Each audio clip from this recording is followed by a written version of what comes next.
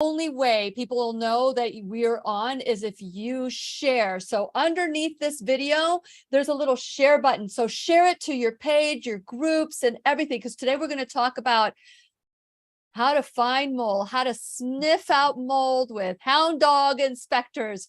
And so here we go. So fasten your seatbelt. It's time to just focus on what we're talking about. And what's the best way to do that? Is to dance. So here we go. No, the It's best time way to is dance. to put the recording on. I need to start the recording. There we go. I just get so excited when, okay, we're going to learn so much today. It's time to dance. Come on, let's just do it. Here we go. The Lillian McDermott Show. We love, we fear, bridges we burn, we make mistakes, then we live and learn. When life gets tough, and it seems like your best ain't good enough. If you're in need of hope, you know where I'll be right here, right here.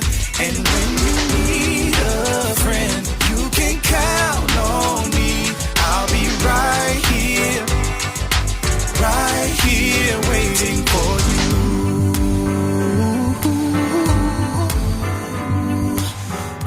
This is the place you can always turn to when you need a friend. The Lillian McDermott Show. To reach out to Lillian, visit her on the web at whenyouneedafriend.com. Now let's all learn together. Here's Lillian McDermott. Hello, my listening and viewing friend. It's so nice we can meet each other on the air on this beautiful, best day ever. And for those of you who are tuning into the classroom for the first time, please know I've been waiting for you. This is a safe place where you can go to when you need a friend. It is my commitment to provide natural ways to heal, and it is my mission to make awareness, responsibility, and truth a part of our everyday life. And I hope you, my listening, as well as my viewing friend, will feel empowered to embrace a new truth and live the life of your dreams. Now, as you know, just recently I was made aware that mold may be the reason I am feeling the way I have been, and my husband as well. And so once we realize that, and once you know better, you do better. And so the first thing I was told is that we need to make sure that my environment, our environment, is so pristine that even if we are doing the perfect diet, doing everything that we can do, if mold is still affecting the home or my environment, or if I'm doing things unknowingly, and there's still that toxin coming in, then it doesn't matter what I'm doing. It's like I'm just staying at the same level of sickness. But what if there is contamination in your home, mold contamination? What if there's metals in your body? As you know, we're doing the M cubed detox experience. And we'll talk a little bit about that later on, because I do want to get as much information from our guest today, who happens to be a friend. And so this is what I did when I started learning about mold. I'm like, oh my gosh, what do I do next? So who do I trust? I trust Hound Dog Home Inspection. So I reached out to my friend Bill, who's the owner, and I said, Bill, well, actually, I texted him. So I got to do the texting move. So I said, Bill, who do you recommend when it comes to mold? And his first response is, oh, I didn't know you had mold. Because by the way, he saved me $300 a year on my insurance because of something that they wanted to look at that was missed by somebody else. And not only did he provide pictures, even when the insurance company kept saying, no, you got to provide more, he fought it, and it was wonderful. Saved me $300. So of course I'm going to reach out to him. Who are your contacts? Who are your resources? And so when I learned that he is assessed, or he's accredited to assess mold, then I said, well, who else am I going to trust but him? So that's the reason I said, come on in, because we need to trust the people in this industry, especially if you are trying to become healthy. If you're having symptoms that nobody is able to help you, the allopathic community has allowed you to fall through the cracks because they say it's all in your head. It could be mold toxicity. This is an important topic. Allopathic doctors know the toxicity of mold. functional, holistic, alternative. Everybody knows this. But how do you get rid of mold in your home? How do you assess that there's mold in your home? And in comes Bill Daniel of Hound Dog Home Inspection. And he is here because I asked him to share with us the things that we need to know so that when we start this journey, we can start at the very beginning, which is to assess if there's mold in your environment. And since it is our sole purpose in life to give and receive love and knowledge, I am grateful that Bill Daniel is here to do just that. Welcome, Bill, to the classroom. Thank you, Lon. Well, I'm glad that you are It's on. nice to be here. Yes. It's like, Thank you for having me on. yes, it's just like you're sitting in my living room right now, but you're in your place and I'm in my place here in my office. So share a little bit about your background and what led you to your passion and becoming a home inspector and going beyond and getting that accreditation for mold assessment. Okay, well, I don't want to go through my entire background because that's a long history and we don't have enough time. Okay. But I'm an engineer. But before that, I was a land surveyor. Did surveys all over the world, and enjoyed working outside. I did that since I was 17 years old, and then decided I got to get out of that, and I wanted to do something that had an inside job. So I became an engineer and built factories. So I worked in building factories and clean rooms and stuff for years, and had decided to get back because where I was happiest was in around the construction related field. But I got a little older and wasn't able to do surveying like I did when I was younger. So I got into home inspection. The reason I got into home inspection was primarily because my house had a lot of water intrusion during the hurricanes of 2004, 2005 down in Florida. I'll share this number with you. I had $139,000 worth of water damage to my home. It was raining in my attic during the storm, and most of the water, even though I had a lot of rain in the attic, I had a lot of water come through my walls. So I was perplexed at why it was happening and why I had water in my walls and how the water got in. So I started learning about the construction of homes, how the right way is supposed to be constructed and the wrong way. And then one thing led to another, and finally I wound up being a home inspector. I had a ton of mold in my house. We had to evacuate the house.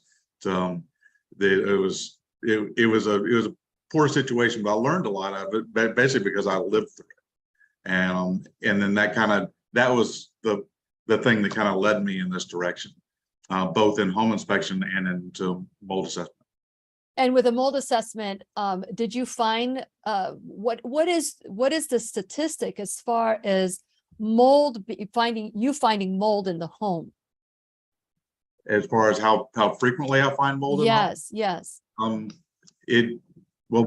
There's mold in every home. Just to let you know that every time you open the door, your mold spores are coming in the home. Mm-hmm. It needs a few things to grow. It needs the right temperature, although some can even grow in colder temperatures. It needs the right temperature. It needs a food source, and almost anything is a food source. Dust is a food source for mold. So really the only thing you can control is water. So it needs all three of those things. It needs a food source, the right temperature, and water. So the only thing that's within your control is the amount of water that you have in your home. If you keep from having water intrusion or air infiltration into the home. So let's say you live like you do in Florida, where you have a real humid environment. All that air coming into your home is carrying a lot of moisture. And that moisture, once it makes its way into your home, is going to condense on the first cool surface, and you're going to get mold. You're going to get condensation first, and then the mold is going to grow. And this is the mold that you let in your front door every time you open it. But not to scare anybody, but mold is around, but not all mold is created equal. So if I'm opening my door, closing my door, do I need to be concerned about just the mold, or is there a particular moment that you say, okay, now I need to be concerned what are some of those telltale signs? Are you able to share some of those? Well, the biggest thing is water intrusion. And I did a an interview on the news as well, and they were asking me, what's the biggest thing, what's the most destructive thing to a home? And I said, well, other than fire, water is by far the most destructive force in a home. If it gets in where it's not supposed to be, if it's in your sinks, it's fine. If it's in your washing machine, it's fine. Dishwasher is fine. Once it gets out of those areas and gets into the rest of the home, you have a problem. And mold can germinate within 24 to 48 hours. So if you do have water that gets into your home, first thing you want to do is you want to start putting fans on. You want to get it as dry as possible, as fast as possible. So is there a particular fan? I mean, is it like a power fan? Because those walls can be thick. And so is there like, do you have to smell mold in order for there to be mold, or can there be mold without smell? How do you know? Yes. Okay, so the smell, the smell is what's called an MVOC. It's a mold volatile organic compound. So mold, like I said, is on top of organic matter, and it's digesting it. And so as it digests it, it's doing same thing humans do, is it gases, so it's mold farts basically. So mold that farts. musty smell that you Is smell, that the technical term, Bill? Mold no, farts. it's VOCs. Okay. Volatile organic compounds. Yeah. But layman's terms, it's basically mold farts. And so that musty smell, that's what it is. So if you're smelling that, then the mold is actually growing, and it is breaking down the organic compound that it's sitting on, whether it's dust or wood or drywall, or adhesive even. There's it just needs a little bit of organic material, and it'll start doing its job. Yeah. Because that's what they do. On the outside, that's what all mold does. It's used to decompose, and but you don't want it in your house, because it will try to decompose everything that's organic from the inside out. So so when somebody is looking at, okay, when you have that smell that you said, it's called VOC. Yes, volatile organic compounds. Okay, so volatile organic compound. And go ahead. The MVOC is a mold volatile organic compound. Okay. Just a normal VOC. So, like, let's say you have a new home, and you have that you walk in and you got that new home smell. Well, a new home smell is actually adhesive. It's adhesive. It's paint. So all the things that they use to make the house. And what a VOC is, that's not mold related. A VOC is basically something that off gases at a real low energy. So normally, like wood, if you throw a block of wood, it's a solid, and you throw it in a fire, the molecules are going to separate, and it's going to off gas as smoke. The molecules will start to separate, and eventually the wood will be gone. Mm-hmm. But it requires a lot of energy. Well, things like adhesive that have VOCs that have compounds in them that the molecules break down at a real low temperature, such as room temperature. Those will start off gassing at room temperature, which is why you get that new home smell or new car smell. So those are actual VOCs that are off gassing. Wow. And so here we are smelling all these things, thinking, oh, the new car scent, and it's really chemicals that are affecting our body. Yes, right? it is. Okay, Yes. so an MVOC is a mold volatile organic compound. Okay, That is correct. So with that in mind, if you ever fart and you smell like mold, you're in serious problems. So okay, so just being silly here, but this is really important. These are smells of candles, smells of, these plugins, all these smells, those are VOCs, right? Yes, they are. Isn't that amazing? And here we are buying them and putting it in our home. And some of those scents are causing people sensitivities, causing people to be sick. So you're being hired to find mold. So with you as an assessor, what are the credentials that we should look for? Because not everybody's in Florida or in Brevard County where they can Right. hire you. But if somebody's watching from anywhere around the world, the people that are watching or listening from anywhere in the world, what are some of the credentials that you look for to have somebody come and assess your home? You definitely want to make sure that they're a licensed mold assessor.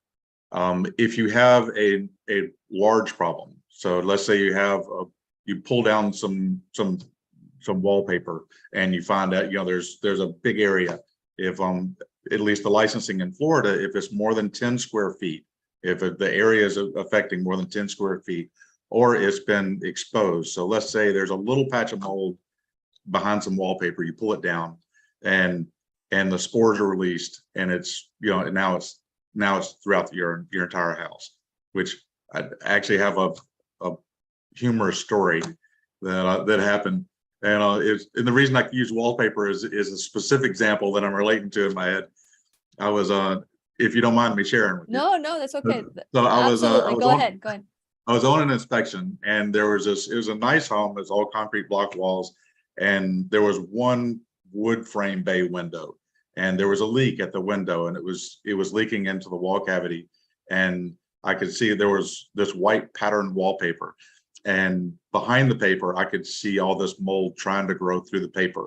It wasn't through the paper yet. I could see all these little black spots, but they were all behind the paper. So they were working their way out of the drywall and through the wallpaper, just weren't quite through the paper yet. And then the paper the adhesive had already started breaking down in it because it had so much mold growing behind the paper. There, it was loose on the wall, but I didn't touch it because I didn't want to expose the room to all the mold. So it was clearly mold behind there, and you could see it. We hadn't tested for it, but it was pretty obvious that it was happening. So the customer came in, and I let her know that there's they had a leak at the window, and that the mold was growing behind the wallpaper. So I moved on to, so she's looking at it, and I moved on to do the rest of the inspection, and was over running the HVAC system and inspecting it. And that's about the time the guys from one of the mold remediation companies showed up to try to remove because they knew about the leak beforehand. So the guys from the mold remediation company come there, and I would answer the door, and they asked me where it was, and I said, yeah. So it's under 10 square feet, and it's over here under the window.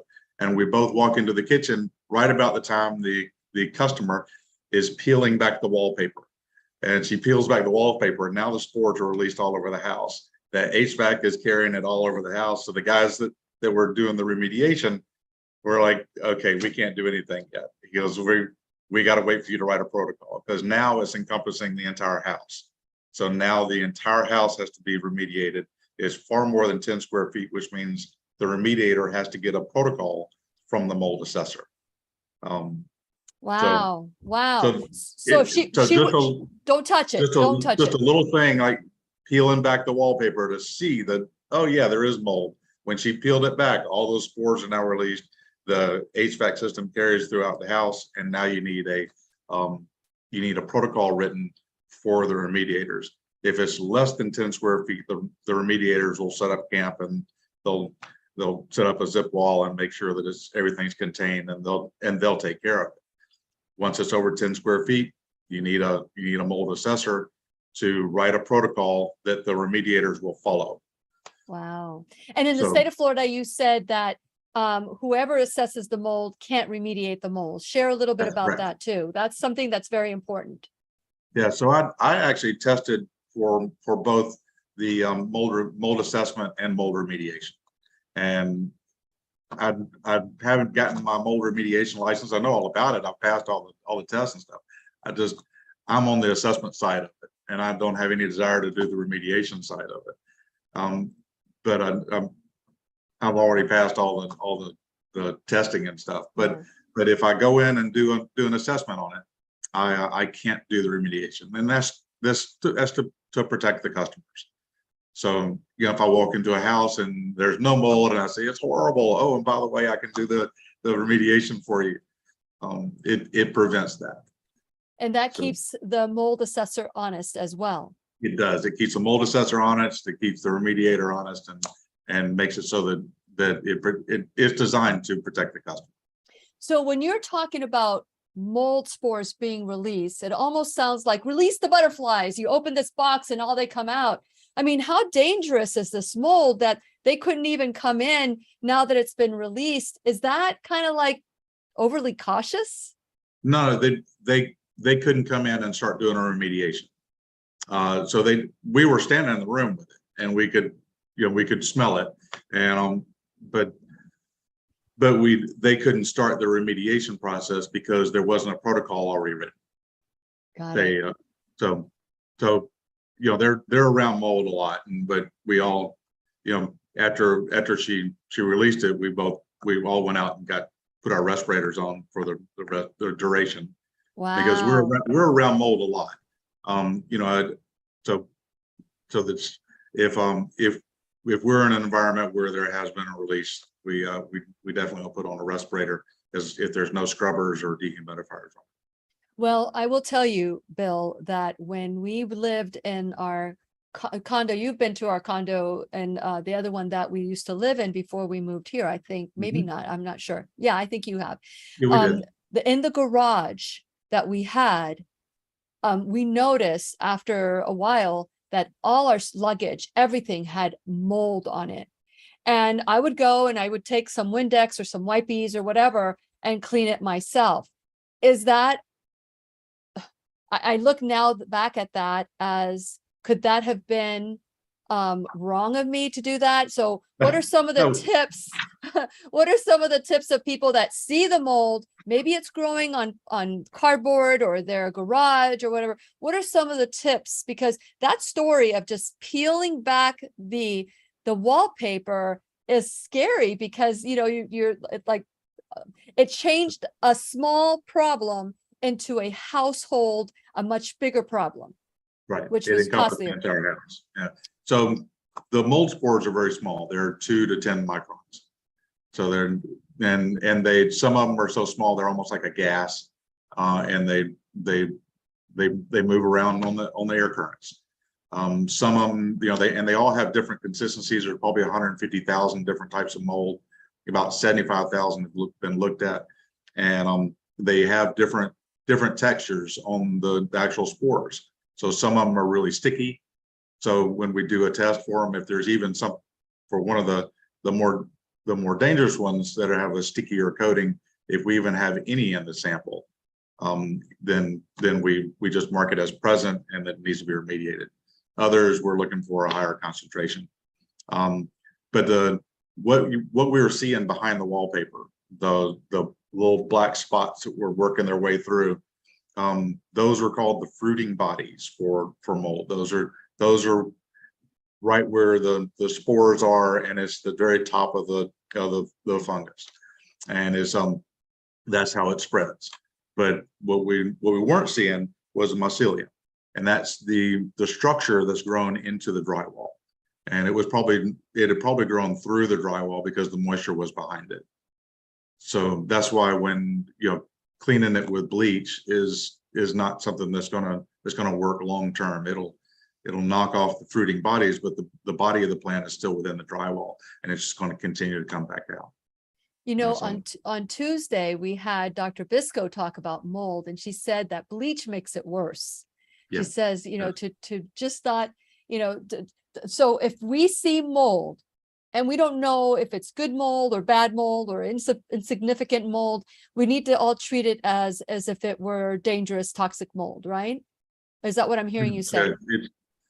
Because everybody has a different level of sensitivity. Mm-hmm. I had one client that her son, they had a leak in the house, mm-hmm. and they had a flood cut done, and they dried it out. It took them a while to dry it out, so they got mold in the house, and so they came in and did a flood cut on it. They put in a new HVAC system, all new ducting. They didn't bother cleaning it out. They're like, we're replacing all of it because their son was getting sick. He actually had to be checked into the hospital. He has had liver problems. So it became a huge deal for the family. And they called me out there, got just out of desperation. And the what wound up happening is they still had VOCs in the house. They had no mold in the house that there was left, but they had a lot of VOCs remaining in the house, and it was getting their son sick. They actually wound up abandoning the house. They sold it and went to another home. Really nice family. I'm sorry it happened to them, but their son is doing well now, and he's at another house. And I did an inspection on that house, and us and to the builder's credit, we kind of went over the top to make sure that they have no way of getting any moisture penetration in the house. So is it wise to do it? And I'm hearing you say this, is it wise to do a mold home inspection other than with a home inspection? Because the house that we lived in and from 2006 to 2014, I think that my home inspector at the time, and it wasn't you, so I'm just saying this was a home inspector that I hired. Good. I spent $1,000, and I think he sat in the dock all day long getting sun, because once we bought the place, you could see in the cracks there was mold in the cracks. I didn't even think anything of it because it passed inspection. But what happened is we had a flat roof. It was our sun deck on the second floor, and it was flat. And every time it rained, it would go through the garage. That was like that from the moment we bought it, right? And we spent thousands of dollars trying to fix it. Towards the end that we lived there, the water was coming in through the garage, not only the garage, my office, and the guest bathroom. I mean, it was just like sifting down like a colander. So one could assume that could have been my first exposure to mold, because we lived in that house for 8 years. Yes, yeah, very, very well could have. So that's actually a really common problem. So you said there was a deck on top, correct? So it was a 2-story house. So on the outside, there was a open area, like a deck, and it was flat. And then the release, where the water would go, it would always get clogged. It would always get clogged. But the deck on the top, there was roofing material under it. Yes. Correct. Mm-hmm. So as homes age, the roof wears out. So the roofing material under that is called modified bitumen. It lasts 12 to 15 years. So that's underneath your deck. So to replace that roof, you actually have to rip up the deck to get to the roof, and that's rarely done.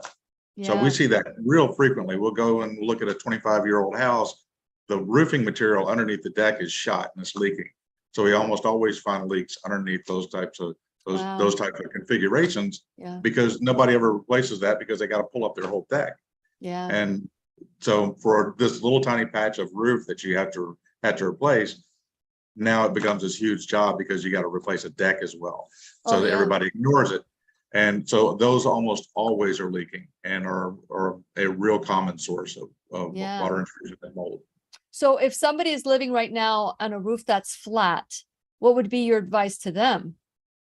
Well, if you have a flat roof, the first thing you want to do is, if after a rain, you want to go up there and you want to just take a peek at it and see if there's a large pond. And that's called ponding. It's basically a large puddle of water, like over 10 square feet. And that's called ponding. And the modified bitumen is 3 feet wide, and it has seams, and it's either torch down or peel and stick. And the water will find a way through after a period of time. That's just what water does. And as the roof ages, so the flat roof material only lasts maximum 15 years. At 15 years, it's all the seams are peeling, and water is finding its way through it. And so, even if they do not smell mold, should someone like that has that kind of flat roof, because I only had a flat roof right on top of the garage, because that's where the deck was, the sun deck. And this guy that went, what I'm saying, he must have just spent the day on the water and the beach, not the beach, but the dock, just getting sun, because I could see it later on, but I never thought it could be causing spores or anything like that. So just because we don't see it, if we have a flat roof or somewhere in the home, a flat area, should they have a mold assessment, and how, would that be the start, just to make sure that there isn't anything fighting its way out? So the cheaper route, so the first thing you want to identify is, do you have water in the house? Is water getting into your house? So that way you'd hire a home inspector, and one of the things you would ask is, I want to do a water intrusion inspection. And so that's not a full home inspection of your house. That's just, I want to do a water intrusion inspection. Is a lot cheaper. It's way cheaper than having a mold assessor come out. And you want to see if there are sources of water getting into your house. So anybody doing a water intrusion inspection is also going to have infrared and moisture meters. He should be equipped to clear all your walls, and to use infrared on all your walls and ceilings, and make sure that you don't have any signs of moisture. And he'll be able to check that out very, very quickly. There's another thing to look for, usually run under your windows, and we call them amongst the home inspectors, we call them baseboard pops. So when you have water that leaks in around your windows and gets into the wall cavity, it runs down the walls and then comes out at the baseboards. Well, the baseboards get wet, but they're also nailed to the wall, and they swell. So when they swell, they can't lengthen because they're nailed to the wall. So what they do is they pop out. And so that separation of the baseboard from the wall is an indicator that you have a wet baseboard, or your baseboard has gotten wet in the past. So when we're doing home inspections, one of the first things we do when we walk in a room, other than put a flashlight on all the ceilings, is to walk the perimeter of the room, every single baseboard, make sure we don't have any baseboard pops. Because if we have a leak at a window, we're going to have a baseboard pop beneath it. And if we see that separation where the baseboard is pushing away from the wall, we're going to use infrared, and we're going to use a moisture meter and make sure we don't have water. If we have water, then most likely we're going to have mold. Okay, and then that's when you do the assessment, if you have signs of that. Now, are there any other tips? Because that's a great tip. When you see that baseboard pop out, then chances are there's moisture, there's mold. And our recommendation is your recommendation is to not touch it, because if they open don't pull it away. Don't. It's like rubbing the genie. It's like rubbing the genie, right? Don't let it out of the bottle. Oh, don't let it out of the bottle. Okay, Yeah. perfect.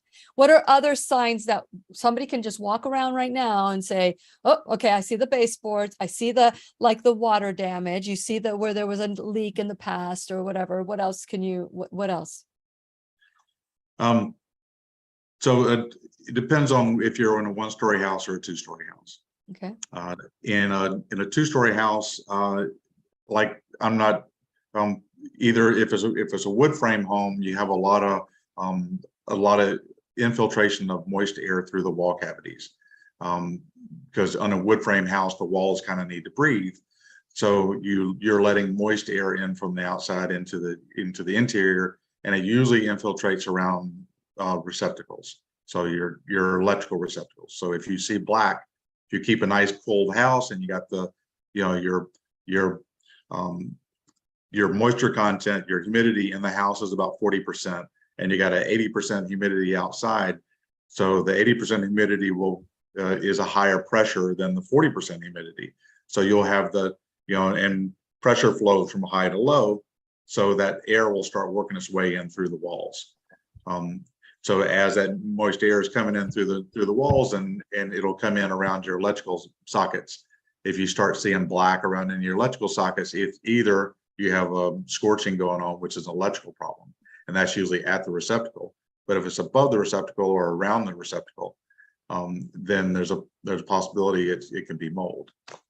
Wow. Okay. What about mold in your shower? What about mold in your shower? Everybody has mold in their shower. Everybody does, and quite frankly, you clean that with bleach. It's growing in grout. The likelihood of it being a hazard around your shower is pretty low, unless it's leaking into a wall cavity and staying there for years, because you're cleaning the shower up pretty frequently, and so is going to be a pretty small patch, and it's not going to be that bad. Mold in your walls and mold in your ceiling behind drywall and in your HVAC system. That's where the problems are usually more severe. Okay. Well, I noticed that when you came over, Bill, you had the infrared. We were looking for also leaks for the air conditioner. That's what you brought. You brought a bunch of, you were like Inspector Gadget. You had a bunch of different things coming to the house. But one of the things that I noticed is that you had different forms of testing for capturing mold. One of them was like a petri dish or something, and then the other one was like a swab. Can you explain the two different kinds of testing, or are there more? There's a number of them. There's the petri dish. It takes a lot longer. It is not as accurate. There's bulk sampling, where if you have, say, a piece of drywall that's covered in mold, you actually cut out that section of drywall and send it into the lab. Mm-hmm. What we did with yours, since there wasn't any really bulk samples or anything to collect, we wanted to get a good idea of what was floating around in the air. So what we used was aerosols, and it's a biopump, and it cycles in a metered amount of air. And so it was a 10-minute long test, and we had 150 liters of air processed through there. So for that amount of air, we know that, okay, we know per meter cube how many more mold spores you have, because when we send it off to the lab, they actually count and type all the spores that are in the aerosol. So those are, they break it up in the clean room. They count all the mold types and type them, so that we can know that are there really hazardous types of molds, or are they allergens or toxins or pathogens. So we were able to find that out, and then how many are there. Mm-hmm.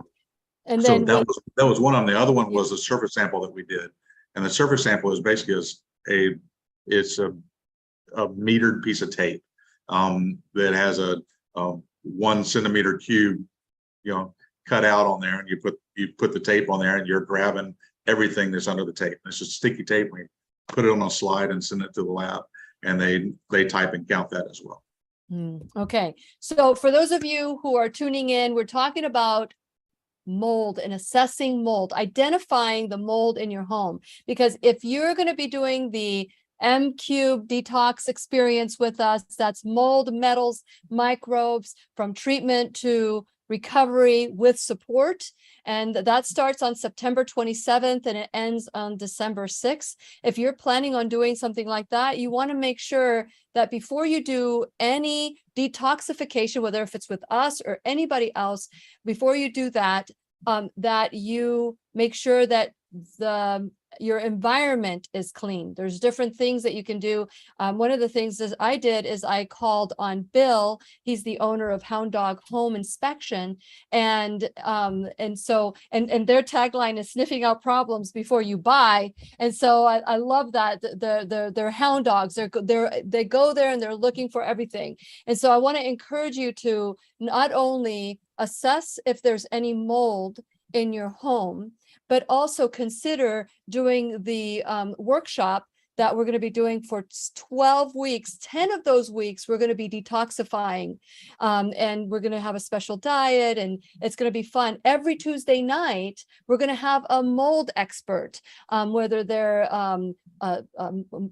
someone who deals with emotion side of mold and how it affects the body emotionally, how it affects the body physically, and how it affects the body in other ways, your behavior. And so it's going to be a class every Tuesday night from 7 to 9 Eastern time. But if you can't attend the class, we're going to record everything so that you can learn at your own time. We're going to have teachers coming in. Next week, we have Nathan coming into the classroom. We're going to have Doug Kaufman come in.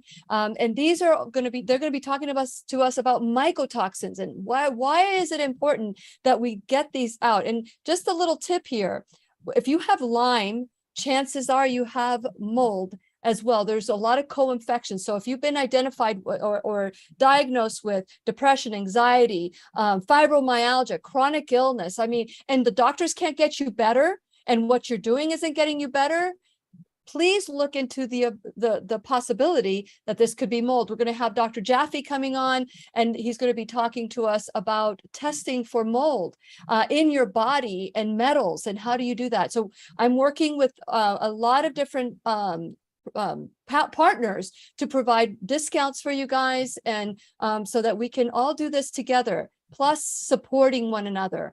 If you are feeling that you're sick or anything to that effect, you probably have isolated yourself.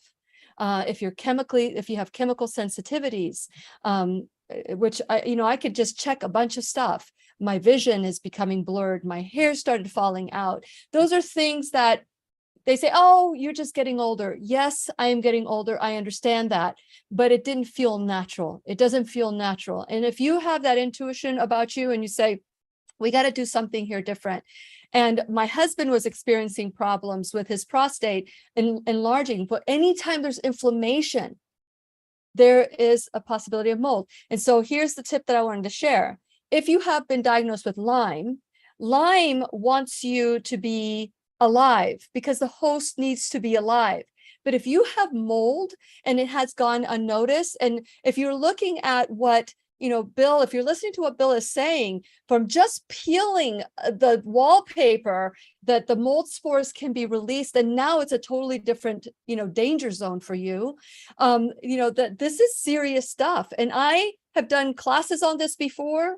When it was the radio show, we did a radio show on it. And, and I thought, oh, that's for them. Maybe that's just them. You don't realize it could happen to anyone and any home. The house that Bill talked about, that he had $139,000 worth of damage, water damage, was a brand new home. So it doesn't matter how old your home is, it can affect all of us. So I wanted you to consider joining us for the M-Cube Detox experience.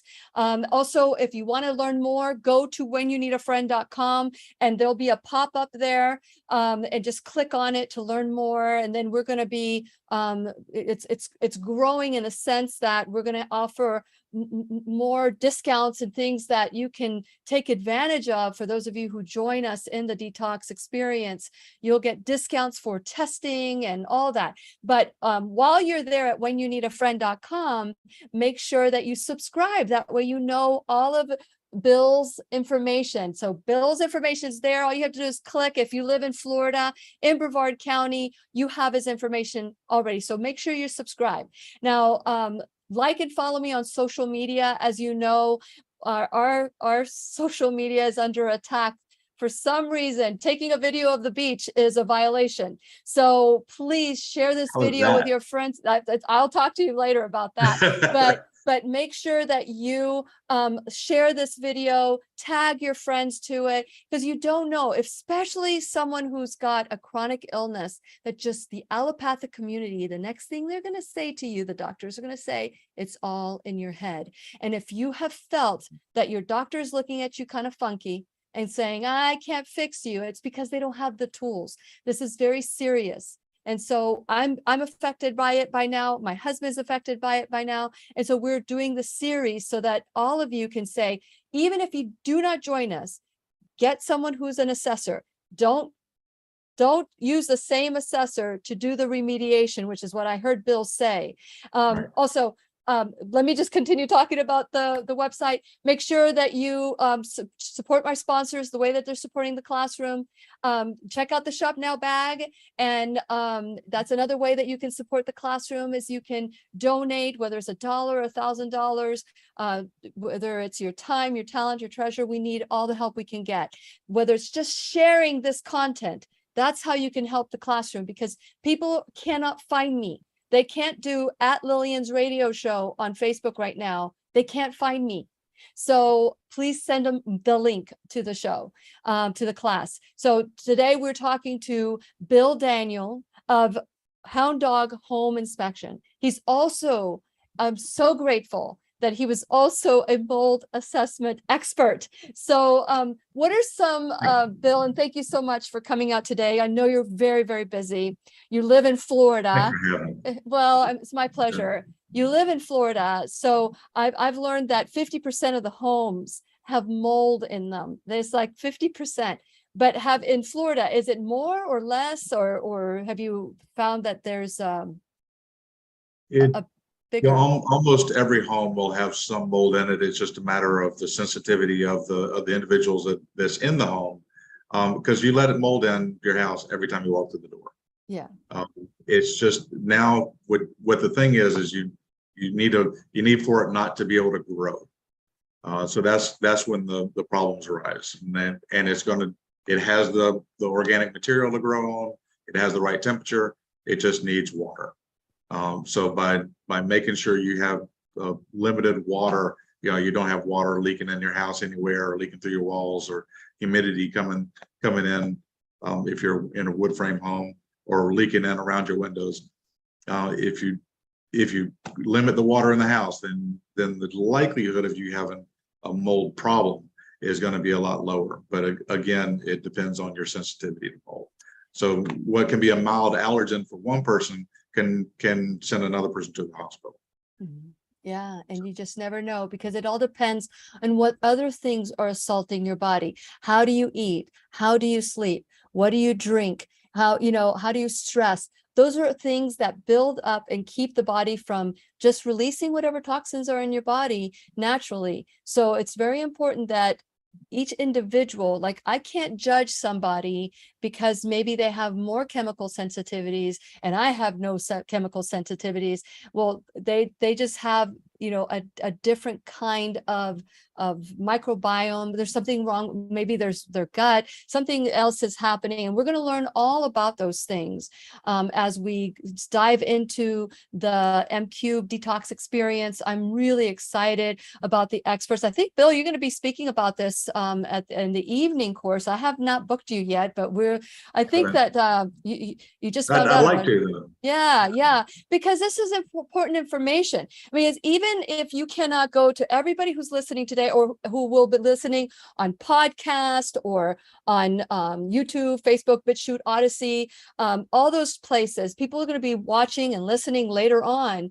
You may not live in the same area. What are some of the warning signs that you had mentioned, that to keep the home inspector honest, you can't remediate the mold and assess the mold, because all of a sudden everything's going to be danger warning, and we need to throw out all your furniture and do all that stuff. So what are some of the warning signs when a home inspector, what are some of the questions that you can ask a mold assessor before you hire them?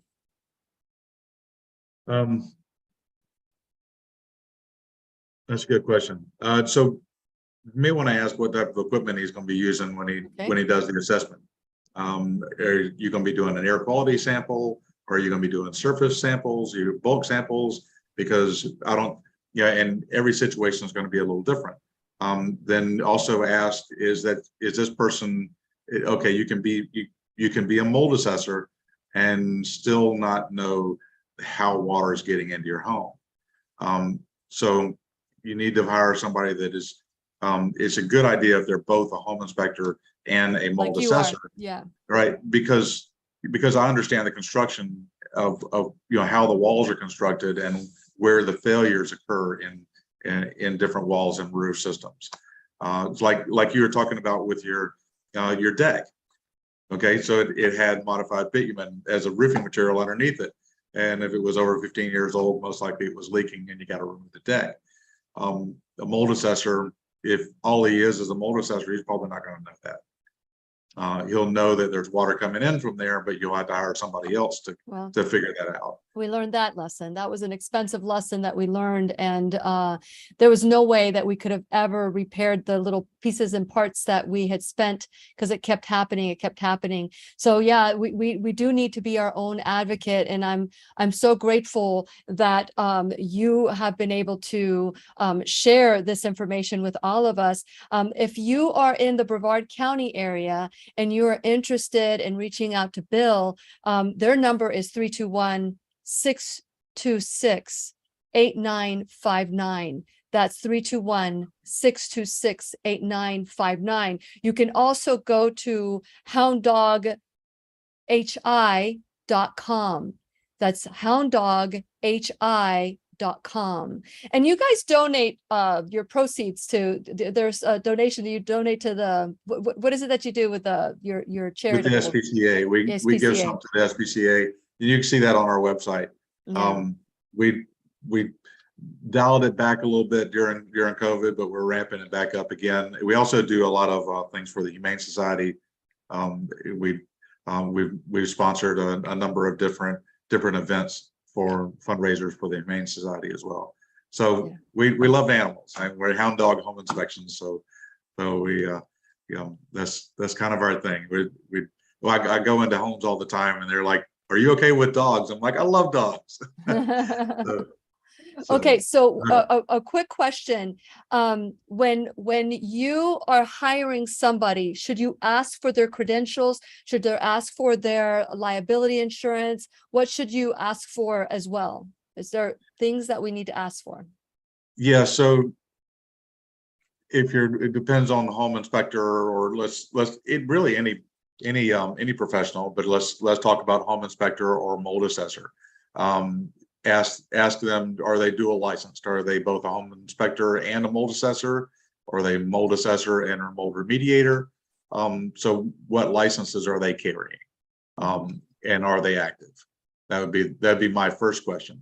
The next one is, do you to carry a license, especially in Florida, you have to carry a certain amount of general liability.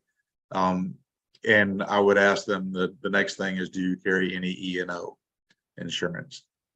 E&O is if they make an error. And if the guy doesn't carry E&O, then you're not gonna be able to collect anything. Oh man, so that guy that inspect that house that I had, if he had E&O, we could have had them pay for all our damage. Yeah. Oh, yep. Wow, that's great information. Yeah. Many years later, but yeah. E&O is a biggie. We had to use our E&O policy. We almost, one of our inspectors almost got killed. He replaced a screw in an electrical panel and it arced. And it arced and grounded to the panel because it pierced one of the mains, and it grounded it to the panel, which means it turned all the ground wires in the house into hot wires. So it fried all the electrical devices in the house.